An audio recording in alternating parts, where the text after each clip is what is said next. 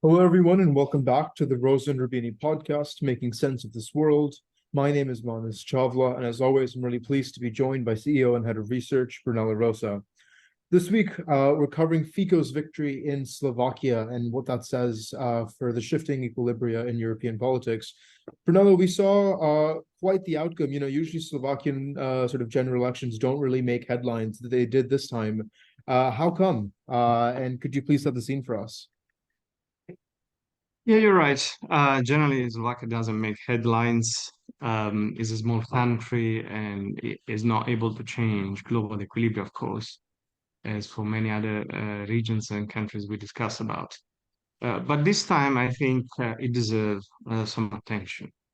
The election per se was not um, uh, particularly extravagant, so to speak. There were three main parties, and Fico's party managed to get first place ahead of Progressive Party and pro-European.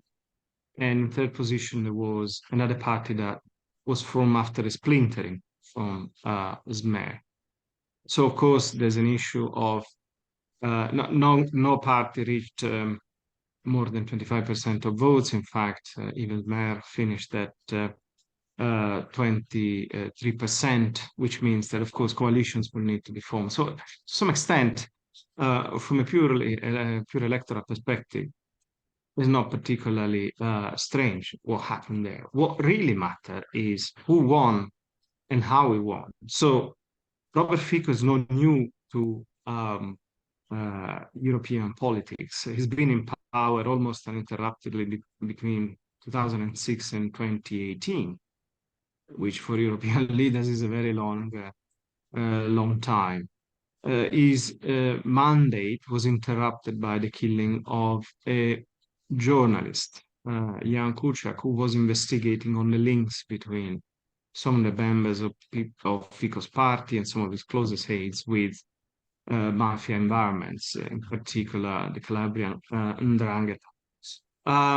So clearly, the situation became untenable. He had to resign.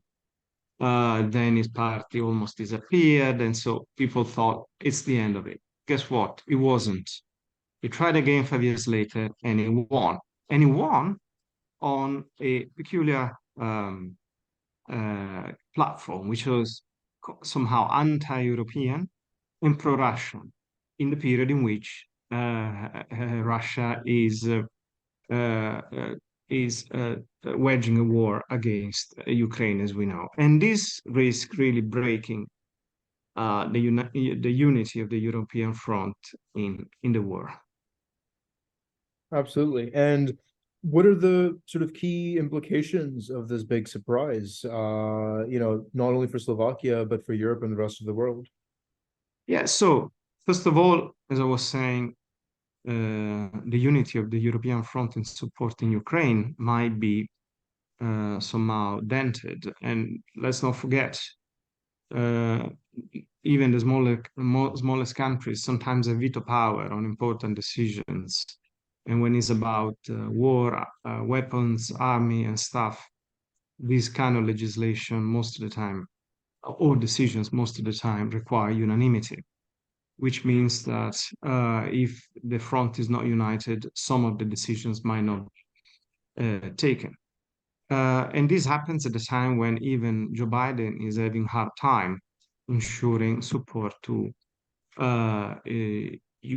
Ukraine, because as you know, the agreement that was reached to allow, let's say, to prevent the government shutdown for 45 days excluded the funding to Ukraine. So Biden himself is having hard time to securing this financing to Ukraine. And without this money, we know, and we said many times, Ukraine would have already been lost months and months ago.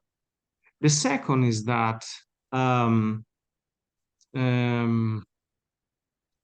with this pro-Russian stance, it not just breaking the unity of the European front, but potentially of the NATO front, because NATO so far has been somehow united in supporting Ukraine. Actually, it was reunited.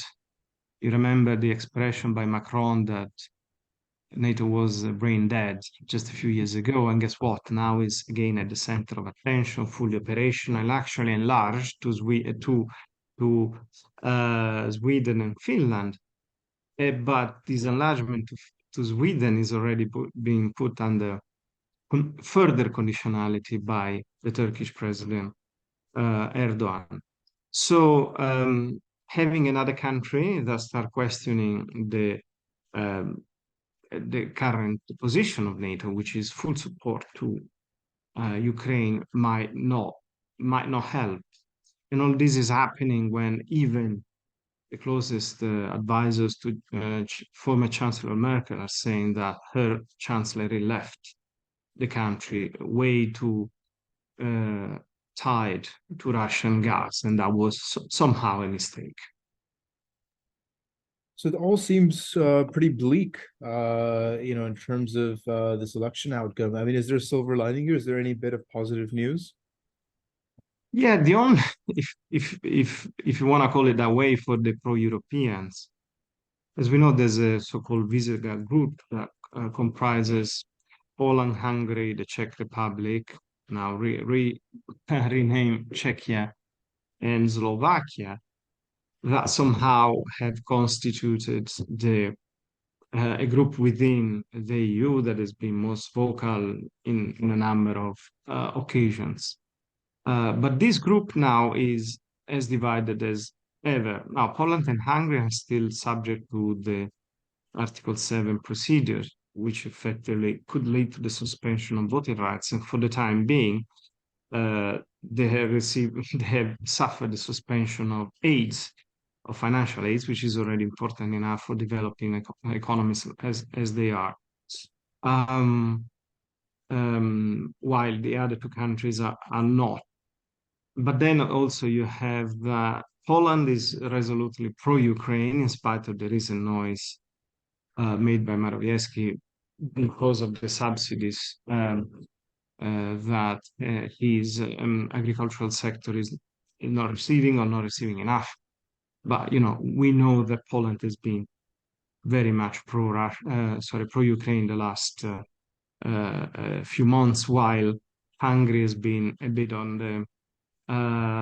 the fence, and Slovakia so far, as I said, had a more nuanced position, but so far has been aligned. The Czech Republic is going its own transition after the many years under Andrej Babis, the prime minister, that was a sort of plutocrat of these days, has returned to a more pro-European position under the leadership of the president, Petr Pavel, which means that also this group that has made noise in the past has made adoption of important decisions. For example, the packages on immigration have always been blocked by Poland, Hungary, and sometimes other member countries of the Visegrad group, is now divided, which means they have less unity themselves to stop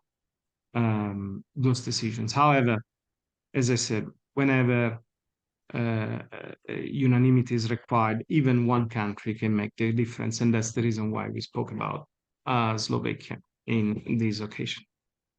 Exactly, and it's worth watching out for what other moments kind of in the European process might signal towards decreased support for Ukraine.